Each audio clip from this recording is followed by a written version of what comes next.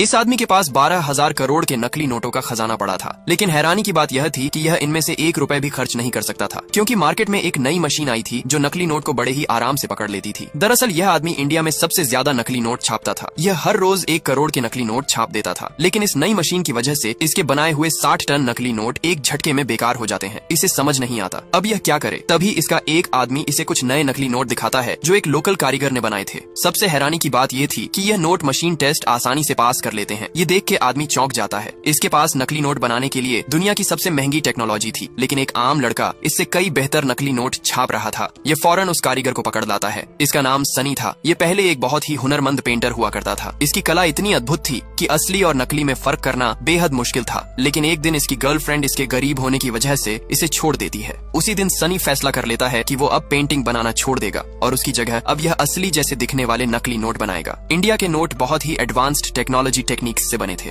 सबसे मुश्किल काम नोट के माइक्रोटेक्स्ट और पैटर्न्स की हूबहू कॉपी करना था। डिजिटल प्रिंटर इन्हें ठीक से नहीं बना पाते थे, क्योंकि उनमें छोटे छोटे टूटे हुए पैटर्न आ जाते थे। यही सनी की हाथ की कला काम आती है। ये माइक्रोस्कोप के हर हिस्से को बारीकी से देखता है और हूबहू उसे अपने हाथ से बना देता है। फिर उन हिस्सों को जोड़कर यह एक परफेक्ट मास्टर शीट तैयार करता है। इसके बाद इस शीट पर कई सुधार किए जाते हैं। पहले इस पर नई परतें चढ़ाई जाती हैं, फिर इस पर कोटिंग और हीटिंग की जाती है। लेकिन जब प्रिंटिंग की बारी आई तो एक और दिक्कत आ गई। पुरानी मशीन एक बार में सिर्फ एक ही रंग छाप सकती थी, जबकि असली नोट में 4 अलग अलग रंग होते हैं। तब इसका दोस्त फिरोज, जो बचपन से ही प्रिंटिंग प्रेस में काम कर रहा था, सनी की मदद के लिए आगे आया। इसने चारों रंग एक एक करके प्रिंट किए और फिर उस पर चमकदार सिक्योरिटी स्ट्रिप जोड़ दी। इस तरह नकली नोट तैयार हो गए। पर सनी को यह नोट कुछ ज्यादा ही नए लग रहे थे। इन्हें असली नोट की तरह पुराना दिखाने के लिए यह नोट को चाय में डिब्बों देता है, फिर यह इन्हें सुखाता है। अब यह नोट सच में असली नोट की तरह दिखने लगते हैं। अब यह इन नोटों को टेस्ट करने के लिए एक शराब की दुकान पर जाते हैं। दुकानदार नोट लेता है और नोट को हाथ लगाते ही फौरन समझ जाता है कि यह नोट नकली है। किसी तरह ये यहाँ से बच के निकल जाते हैं। घर पहुँचने के बाद सनी सोचने लगता है कि इतनी मेहनत से बनाए गए नोट आखिर पकड़े कैसे गए। तभी यह एक और टेस्ट करता है। यह अपने दोस्त को आंखें बंद करके असली और नकली नोट में से नकली नोट पहचानने के लिए कहता है। इसका दोस्त हाथ लगाते ही नकली नोट को पहचान लेता है। अब सनी को समझ आ जाती है कि सारी समस्या नोट के कागज में है।